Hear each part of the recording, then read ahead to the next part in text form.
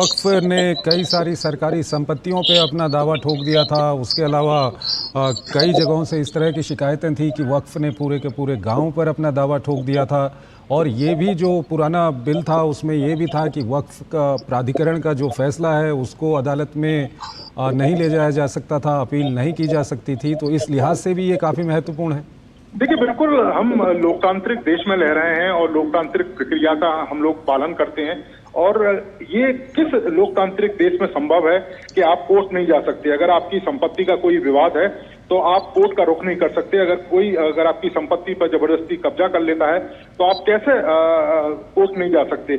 यही कारण है कि इस बिल को लेकर तमाम तरह की आपत्तियां थी। जो पुराना वक्फ का जो बिल था, और आप देखें कि लाखों की संख्या में जो संपत्तियां थी उन पर कब्जा किया हुआ था, विवाद चल रहा था। और ये कैसे संभव है कि अगर कोई व्यक्ति अपने पुरखों की जमीन है उस पर अपना कोई कार्य कर रहा है और कई सालों से लगातार उस जमीन का प्रयोग कर रहा है और अचानक से उसको पता लगता है कि वो संपत्ति वक्फ का हिस्सा है और वक्फ ने उसको अपनी संपत्ति घोषित कर रखा है। तो ऐसे कई सारी संपत्तियां थी। और न केवल गांव, आप देखें कि कई सारे मंदिर हैं वो उन्होंने जो वक्फ है उन्होंने अपनी जमीन या अपनी संपत्ति घोषित कर रखी थी। तो ये तमाम तरह के विवाद थे।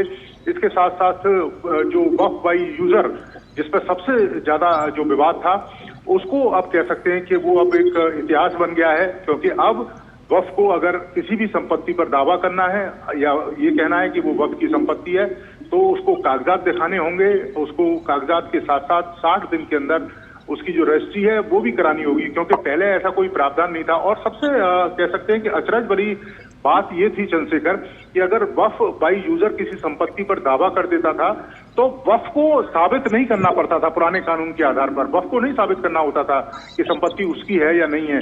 उस व्यक्ति को साबित करना पड़ता था जिसकी संपत्ति पर वक्फ अपना दावा करता था।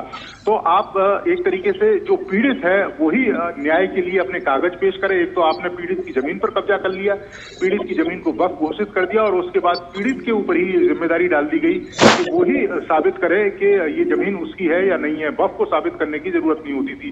अब उस स्थिति में आप कल्पना करिए कि कोई व्यक्ति किसी की व्यक्ति की जमीन है, पुश्तैनी जमीन है, 100, 200, 300 साल पुरानी जमीन है, तो वो तमाम कागजात कहां से इकट्ठा करके लेके आए अदालत के लिए। और खासतौर से बात है कि जो काउंसिल है, काउंसिल में जब ये मामला जाता था तो काउंसिल में भी सदस्य इन्हीं के होते थे, क्योंकि जो संपत्ति है उसका यूज भी यही कर रहे थे।